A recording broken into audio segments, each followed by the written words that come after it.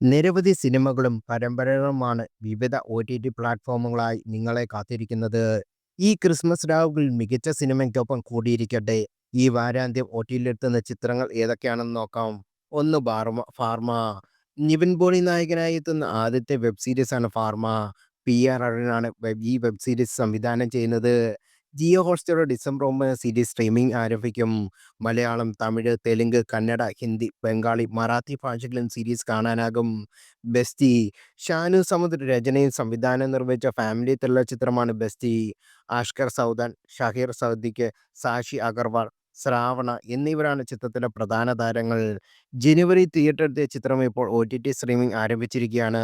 മനോരമ മാക്സിലൂടെ ഈ ചിത്രം കാണാനാകും. Dominic and the lady space. മമ്മൂട്ടിയെ നായകനാക്കി ഗൗതം വാസുദേവ് മേനോൻ സംവിധാനം ചെയ്ത ചിത്രമാണ് Dominic and the lady space.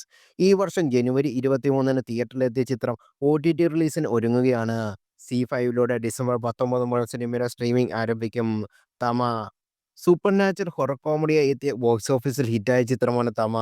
Rashmika മന്ദാനയും Ayushman ഖുറാനയും പ്രധാന വേഷത്തിലെത്തിയ ചിത്രം ഒക്ടോബറിലാണ് തിയേറ്ററിലെത്തിയത്.